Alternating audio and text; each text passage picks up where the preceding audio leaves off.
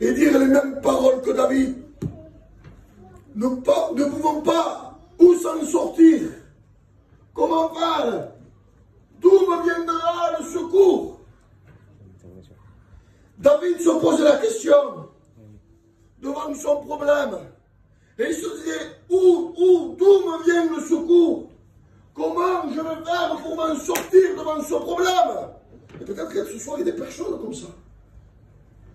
J'étais en train de réfléchir quand je lisais ça. Et je disais, Seigneur, David, c'est pas moi. David, c'est pas Angelo. C'est pas le jeune serviteur de Dieu. J'ai un jeune prédicateur, moi. Mais David, c'est un homme de Dieu. C'est un homme d'expérience. La Bible dira que David a été choisi de Dieu. Dieu parle à un homme qui s'appelle Samuel.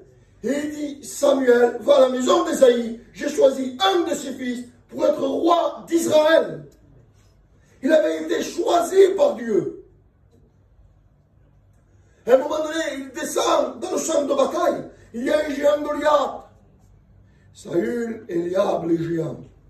Des hommes habitués à se battre. Habitués au combat.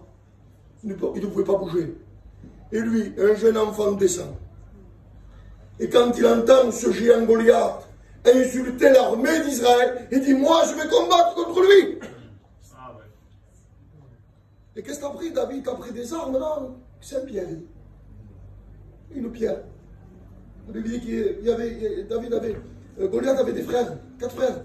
Il a pris une pierre pour chaque frère. Quelle foi! Quelle foi de David, quel homme extraordinaire. Il savait qu'avec une pierre, ça suffisait pour tuer chaque frère. Amen. Et quel homme de Dieu extraordinaire. À un moment donné, quand il revenait des champs de bataille, les gens chantaient, Saül a tué 1000 hommes. Il dit, mais David, il dit, on a tué 10 000. Amen. Mais quelle espèce d'homme était David, les frères? Rappelez-vous. À un moment donné, il dit, quand le lion vient et je cours, il dit, je cours, et je l'arrache de la gueule du lion. Je l'arrache de la patte de l'ours. C'est le seul dans la Bible, dans la parole de Dieu, où Dieu témoigne. Et il dit, et voici l'homme, il dit, selon mon corps. Amen.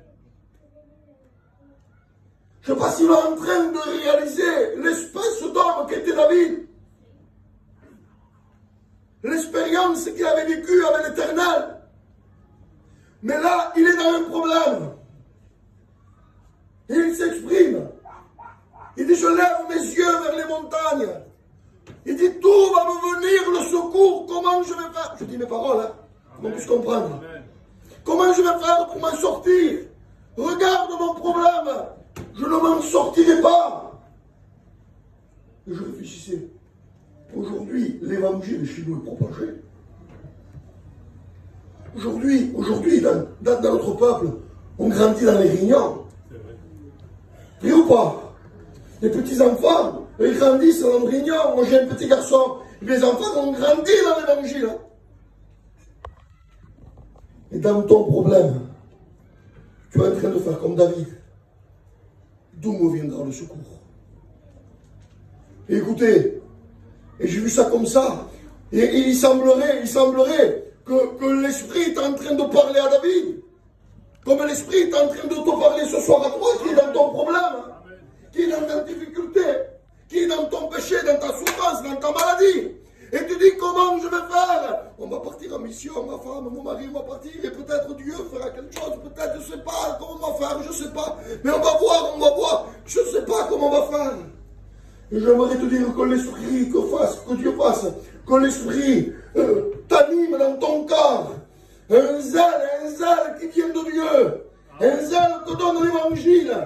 Et que tu dises comme David, le secours me vient de l'Éternel. Écoutez, il n'y a pas un autre secours. Il n'y a pas un autre secours. Écoutez, dans ton problème et dans ta difficulté, tu peux avoir les comptes en banque remplis. Tu peux peindre les maisons que tu veux. Tu peux couper les arbres que tu veux. Je te promets que ça n'arrangera pas ton problème. Ça n'arrangera pas ton foyer. Tu peux faire les plus beaux voyages. Tu peux te payer les plus belles voitures. Jésus, à un moment donné, a dit à la Samaritaine, il dit, si tu bois de cette eau, tu auras tout le temps soif.